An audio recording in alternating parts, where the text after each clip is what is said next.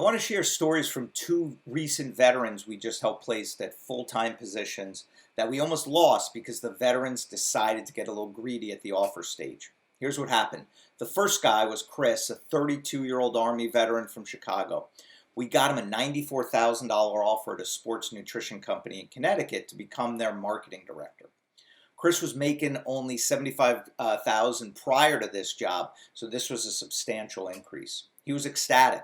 Yet, when we presented the company's offer, he wanted us to go back to the hiring manager and request that they throw in 5 extra days of paid vacation, an airline ticket, and hotel room for him to make a second trip to visit the area. And no, I am not joking, pet insurance for his dog. The second guy was Jimmy, a 28-year-old Air Force veteran from Phoenix.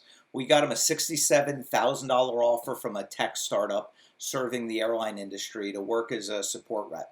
He had been unemployed for the last 9 months, so you can imagine how relieved he was to finally land a paying job in his industry.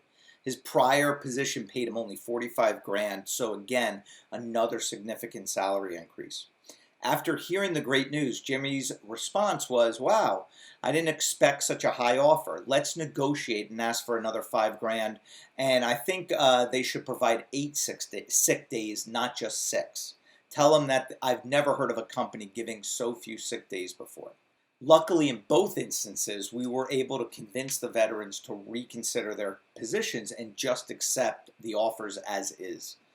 Based on their specific situations, these were great offers that should have been accepted without negotiation.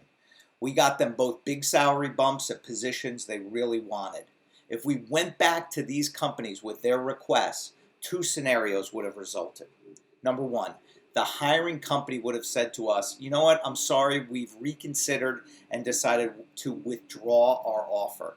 We presented what we feel is fair and generous package, and now we're going to give the position to the backup candidate." Or scenario number 2, the hiring company would have grudgingly agreed to some or all the issues and still gone through with the hire. But here's the problem.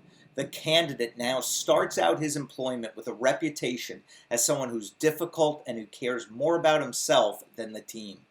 I can just picture that CEO grilling the hiring manager. "Wait a minute, this guy you just hired wanted us to cover pet insurance for his dog, and he feels we need to treat him special and give him more paid sick days than everyone else gets? You're kidding, right?"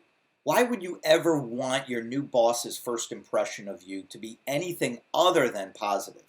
Wouldn't you prefer him to think, "Wow, this guy is so appreciative and excited to join our team. Looks like we definitely hired the right one"? Anyway, please understand that there are situations where negotiation is absolutely necessary.